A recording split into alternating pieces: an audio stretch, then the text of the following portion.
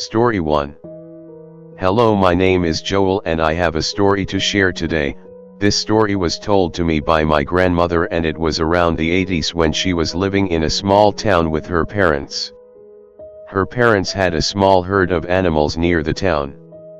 On a certain occasion some animals began to disappear, since at that time it was common for the townsfolk to steal amongst themselves. Growing tired of this, her father decided to stay the night so he could see who was stealing their animals. The first night he went with his dog and decided to set up camp on a small hill that overlooked the whole area. He remained awake the whole time. It was around 12 a.m. and even the dog was still awake. But when it was around 3 in the morning, a moan like that of a goat was heard, along with the sounds of chains dragging along the ground. That's when he saw it. It was some type of creature that was crying blood and its eyes seemed to be burning. It also had chains on its arms and legs. My grandma's father became paralyzed with fear. He never thought he would ever see a damned soul in his life, although he did hear about them roaming around lonely places before. He began to pray silently, and when the spirit had finally gotten far enough away he was still in shock. He then turned to look at his dog. His dog had gone stiff. When he touched the dog he realized the dog was dead. After this unsettling encounter he decided to sell all his animals and move away from that town as far away as possible.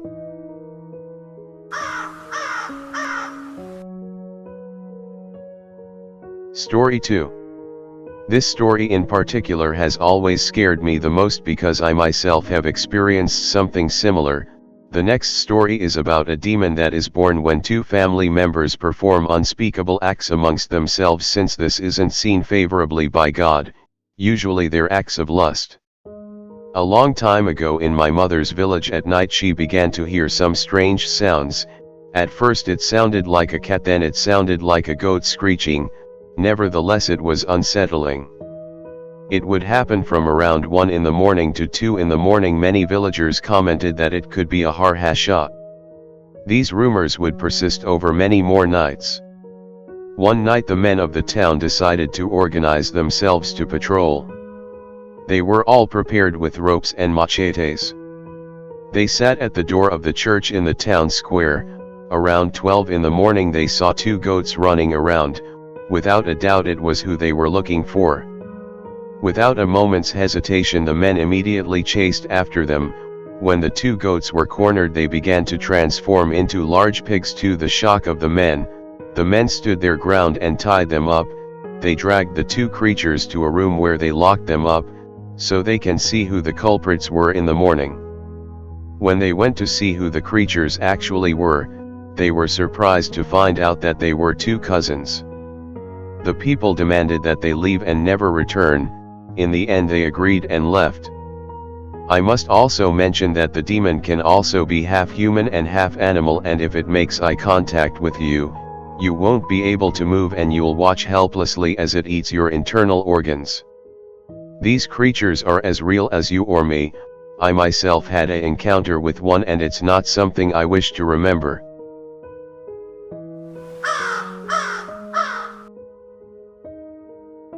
Story 3.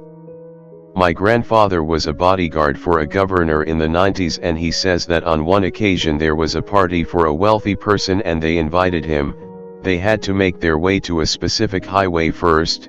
When they reached the highway they covered his eyes and they went the rest of the way blindfolded.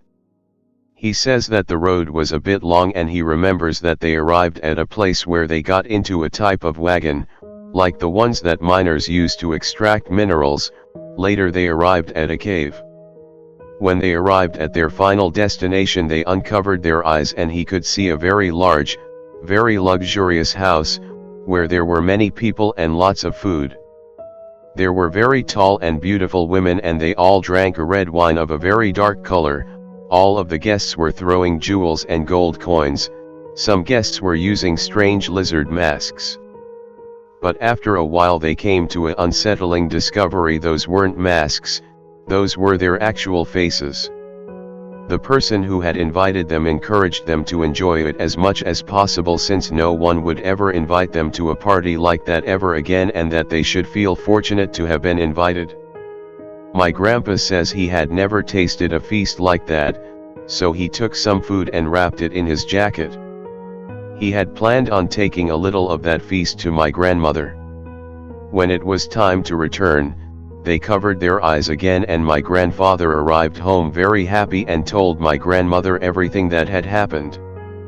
He showed her the jacket, and to his surprise, instead of food there were snakes, frogs' legs, and worms. To this day he couldn't understand what had happened that night.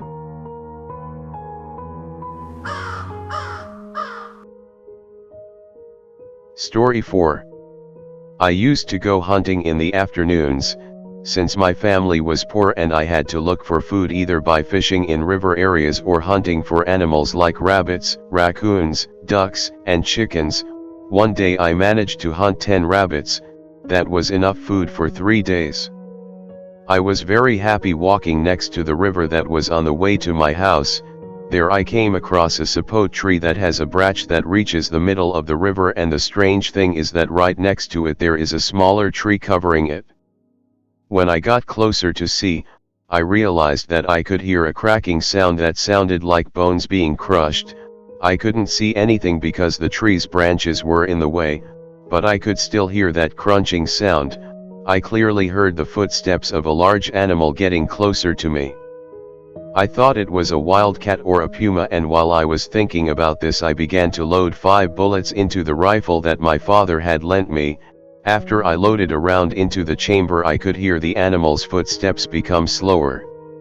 I fired my rifle towards the tree but it didn't fire. I loaded another into the chamber and again, it didn't fire. Round after round the bullets didn't fire. On my 5th bullet I began to pray to the Virgin of Guadalupe. I then jumped back in surprise because the bullet fired. The creature also jumped back from the tree it was stalking me from. After a while I came back to my senses and noticed that all of my bullets were scattered near me. I returned home and told my father what had happened to me. Ever since then he refused to let me go hunting on my own again and said what I encountered was something malignant and it was due to me praying that I was able to get away. This is something I will never forget.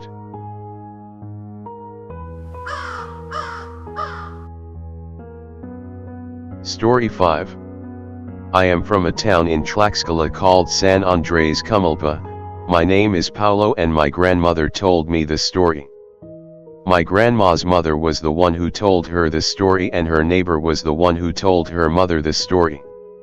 Around 1920, in the village there was no other way to earn a living than working in the fields.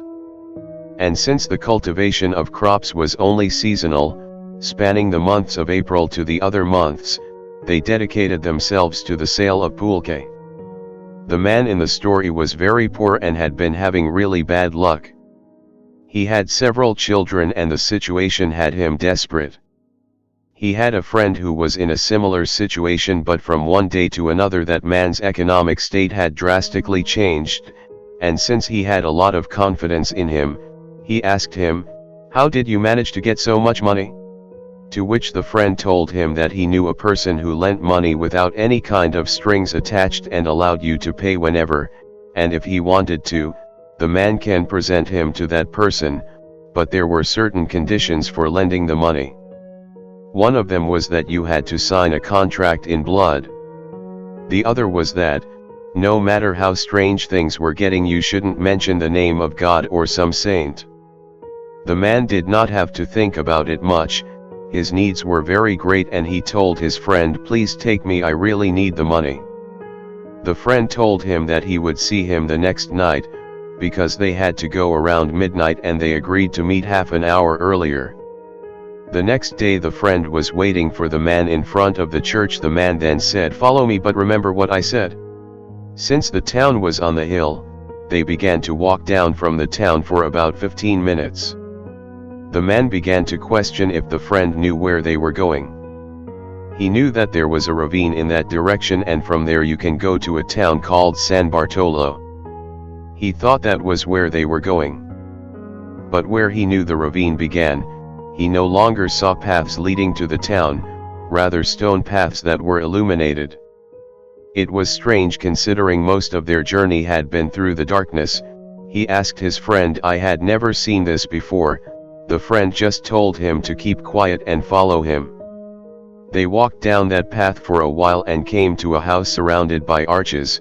Some small gardens could be seen, and in the middle of it all a very large 2-story house. The man's friend knocked on the door. Almost immediately someone answered the door with a "Come in. We were expecting you."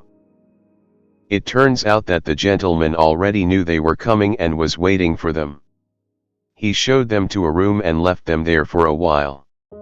They heard someone approaching and a door opened. When the gentleman came through the door, he gasped after laying his eyes on him. It was a man dressed in a suit, but he had no shoes. Instead of a lower body, he had goat legs. In addition to that, he had a demonic face. His eyes were as red as burning coals and he had very large horns. The man couldn't hold his tongue and shouted, "Dear God, what is that?" As soon as those words left his mouth, everything went dark.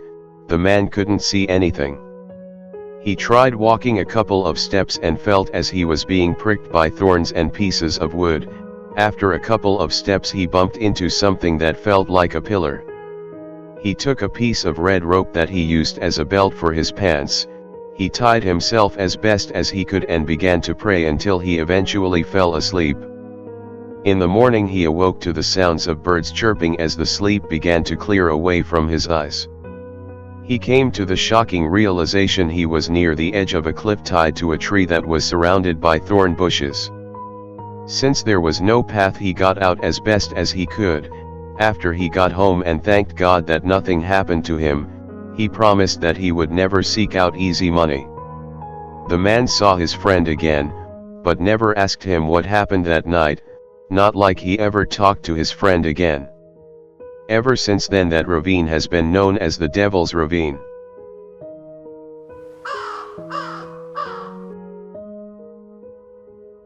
Story 6.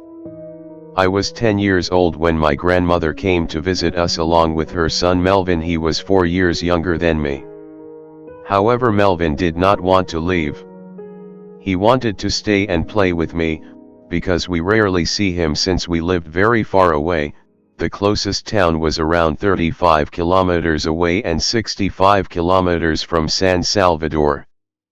At that time all the farmers were clearing their cornfields and my grandfather was a bit behind while clearing his. During that time 25 years ago, pesticides weren't really common like they are today, and most of the work had to be done by machete. Seeing Melvin crying about wanting to stay gave me a great idea. I told my mother that she should let me stay with Grandma so she can take me to help Grandpa clean the cornfields and more tasks such as cutting grass for cattle, to which she said yes. I told my grandmother to leave Melvin and that later we would go home, which she accepted because she trusted me. She knew I was a well-behaved child. To get to my grandparents' house we had to cross a rather desolate area, but it didn't matter because I knew that area quite well. I also had my machete with me. When we started to enter the area full of hills, I started to play some pranks on Melvin. I started running ahead and hiding behind bushes. He tried to chase after me and when he couldn't he cried. I never played these kinds of pranks on him before, so I don't know why I did this on that day. I enjoyed watching Melvin run and cry in fear, and suddenly I would reappear in front of him again. After he settled down again I would run back into the bushes again. Melvin would cry and yell that he was scared. I would repeat this until I lost track of time. By the time I reached my grandparents' house it was already late. I assume Grandma heard the commotion, so she met us on the road and asked what was happening, to which I replied I've been playing pranks on Melvin throughout the whole trip. My grandma took Melvin in her arms so we can go to her house. We were walking by some cornfields and one of them was pretty tall. That's when something caught my eye. In the cornfields that were on the other side of the road, I saw a long animal. I thought it was a dog or a pig, but it was unusually long, At first I thought maybe it's just three animals standing behind one another very closely, but no, it was one long creature, and it was eating the small corn stalks that hadn't fully grown. I began to get close to the animal to make sure I wasn't just seeing things, and that maybe it was just a bunch of small piglets who were bunched together. I grew closer and closer, and that's when I screamed in absolute terror. I swung at the thing whose face appeared to be an amalgamation of dog and pig, all while the creature just stared at me with its blood-red eyes. In addition to this, it gave off a horrid smell. The creature's fur was matted, it was also black and orange in color. After I made contact with the thing, it jumped back several meters. That's when I realized this thing wasn't a deformed animal of sorts, rather some type of malignant entity. Then it jumped back even farther than its previous jump and disappeared into the cornfields. It was as if that thing had wings, but it didn't. It only propelled itself with its legs. I was in shock. I tried to move but couldn't. It seemed as if my feet were made of lead. Due to my cries of fear, my grandmother and other neighbors looked out to see what was happening. I yelled that an animal with red eyes was in the fields and it was going to take me because I couldn't move.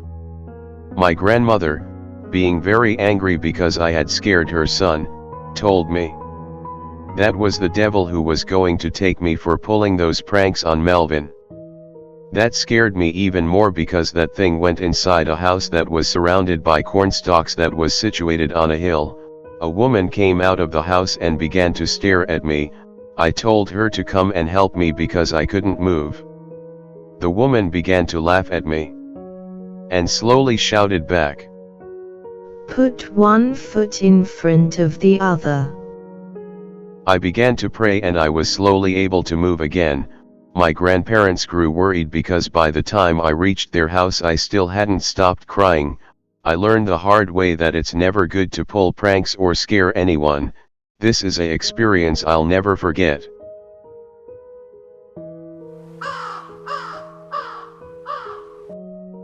Story 7. My name is Abraham and I am from Matamoros, Tamaulipas. My story is a bit complicated to tell, but here goes. I work for a mining company and they sent me to the warehouse located near a hill where we extract limestone for construction purposes.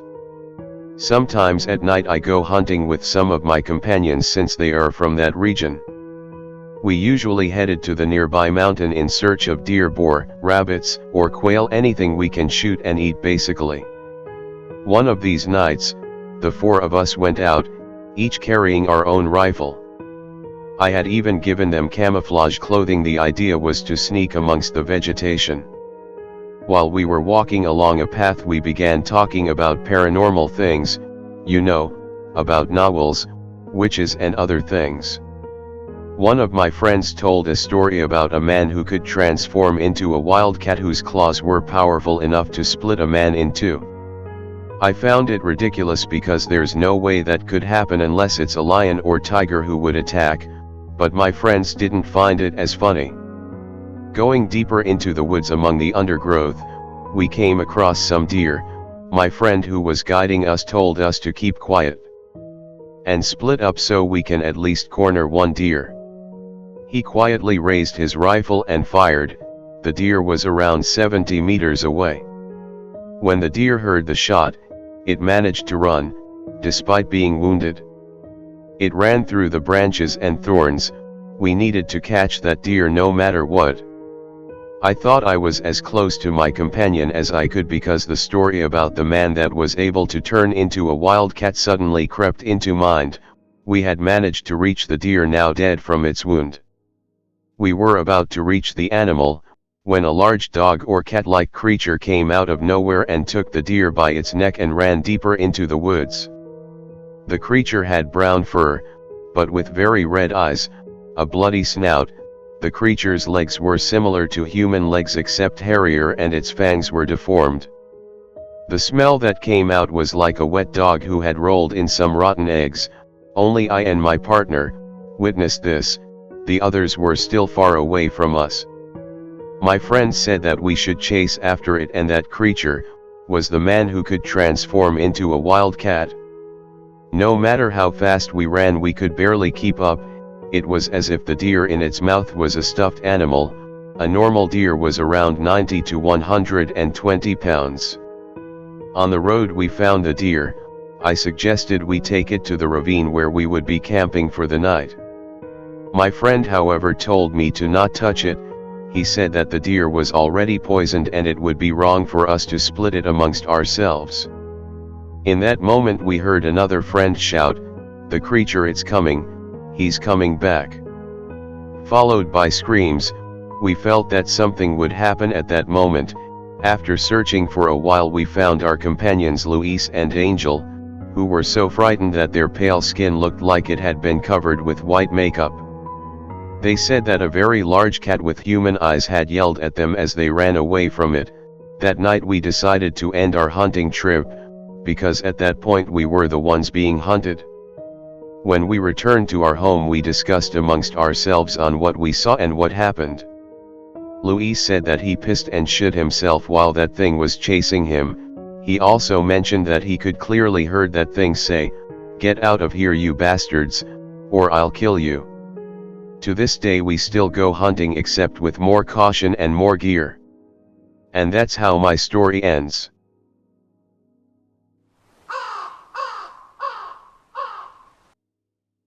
Story 8. I am from Saltillo, Coahuila, and I am going to share with you a story that my great-grandfather told me. My great-grandfather says a friend told him this story.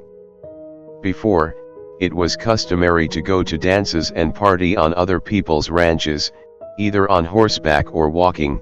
My great-grandfather tells me that a group of friends were getting ready to go to a party that he didn't want to attend because he said it was a bit far away, plus it meant a day of walking just to get to the party.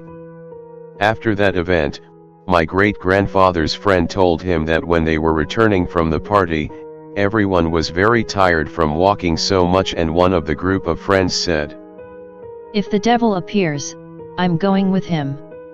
I can't keep walking anymore because I'm super tired." They all laughed at what she had said. Suddenly in the distance they saw a black donkey. They all ran towards the donkey so they could get a ride back home and be less tired. After a while one of the 8 companions realized how strange it was that all 8 of them managed to fit on a single donkey. They all looked towards the ground, and to their absolute horror the donkey was beginning to levitate.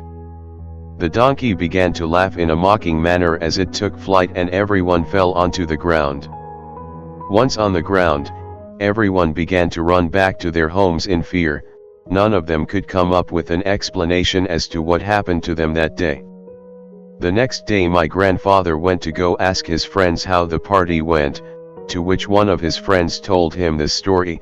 1 month later all 8 of his friends died in mysterious ways. Some of the people say that the devil had come to collect his debt.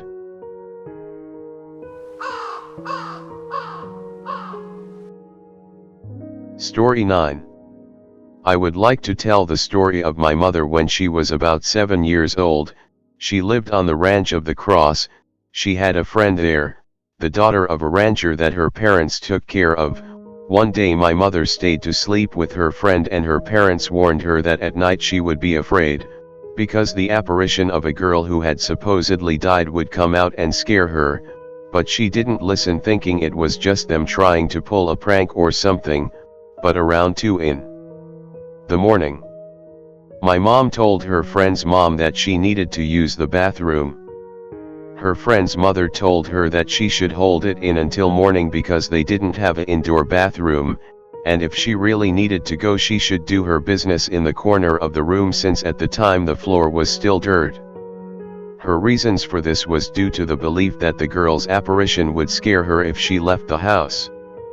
My mom then asked her friend to accompany her.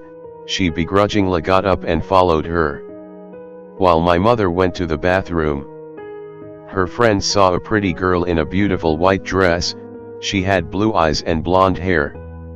That's when my mom's friend said, "Hey, who's the pretty girl? Do you know her?" That's when my mom shouted, "Run, it's the dead girl your parents told us about." When they were running, one of them turned her head around, and instead of a pretty girl chasing them, A large black dog was chasing them instead. Fortunately they reached the room where everyone was sleeping. Due to the commotion of them running back inside, the girl's parents woke up. That's when my mom's friend told them that the dead girl appeared before them.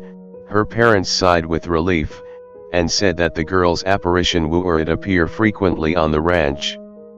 My mother cried and begged her friend's parents to call her mom, my grandma. They said it was too risky and that the apparition could appear before them. One of the family members peeked out the windows and saw the girl.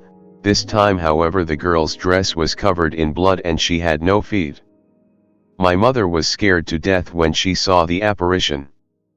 That's when her friend's parents told her the story. The thing is that the girl had previously lived there with her parents and that she had fallen in love with a young man who worked there, a young man who she wanted to marry. Unfortunately, on the day of the wedding, her father opposed their marriage. He snuck out of the house with his wife and they locked the girl in the same room she was getting ready in. When the girl had finished getting ready, she tried to leave and the door was locked. She tried to open the door for a whole hour but couldn't. In her desperation, she noticed the large pine tree branch near her window. She tied a rope to the branch to try and get down. Unfortunately, the rope managed to get tangled around her neck. The tree was 6 meters tall, so her feet touching the ground wasn't possible. When night fell, her parents couldn't find her, so they headed back out to go and find her. After a week of searching, they were about to give up, until a bad odor reached their noses. It was coming from the room where she was locked in. Then they turned towards the window and that's when they saw it, their daughter's corpse rotting. The rot had gotten so bad to the point even chunks of her flesh had fallen off. Years later, the parents of the girl also died and the next owner of the property was my mom's friend's dad. When my mother returned back to her home, she told my grandmother the story, and as you can expect, my grandma never let her spend the night at her friend's house again. My mother is now in her 30s and she says she can never forget that experience.